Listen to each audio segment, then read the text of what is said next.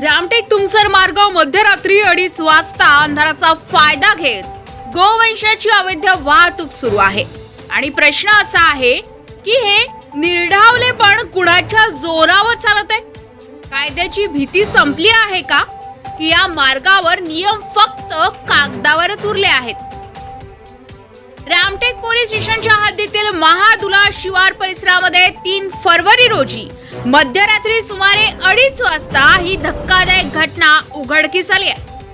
विश्व हिंदू परिषद आणि बजरंग दलाच्या कार्यकर्त्यांच्या सतर्कतेमुळे तुमसर मार्गाने रामटेककडे येणारी संशयास्पद कार क्रमांक MS02 AU 3591 अडवण्यात आली.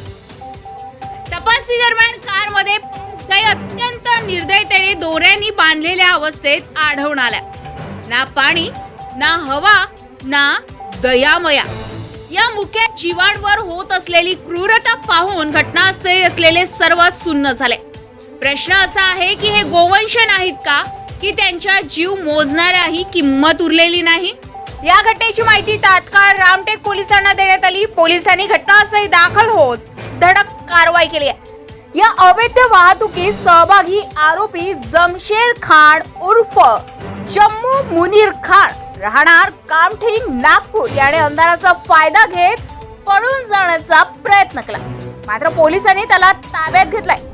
या कारवाईमध्ये 2 गायी, 3 कालवडी असे एकूण 5 गोवंश गो अनुसंधान केंद्र देवनापार येथे सुरक्षितपणे दाखल करण्यात आले असून तब्बल 3,76,000 रुपयांचा मुद्देमाल पोलिसांनी जप्त केला असून पोलीस हवालदार दुर्गेश वरखडे अधिक तपास करीत आहेत. आरोपी विरोधात प्राण्यांना क्रूरतेने वागवण्यास प्रतिबंध अधिनियम तसेच महाराष्ट्र प्राणी संरक्षण अधिनियम अंतर्गत गुन्हा दाखल करण्यात आलाय. महत्वाची बाब म्हणजे अवघ्या 2 दिवसापूर्वी याच मार्गावर खिंडसी जलाशय परिसरामध्ये असाच प्रकार उघडकीस आला होता. त्यामुळे हा मार्ग अवैध वाहतुकीचा अड्डा तर पडत नाही ना, असा सवाल नागरिक उपस्थित करतायत. रात्रीच्या वेळी गोवंशांची अवैध वाहतूक सुरू असल्याच्या चर्चांना यामुळे अधिक बळ मिळालंय. सलग होत असलेल्या पोलीस कारवायांमुळे अवैध धंदे करणाऱ्यांचे धाबे दणाणले असले तरी या मार्गावर अधिक कडक आणि कायमस्वरूपी पोलिसी नजर ठेवण्याची मागणी नागरिकांकडून होते आहे. गोवंशावर होणारे या अमानुष कृत्यांवर तुमचं मत काय आहे?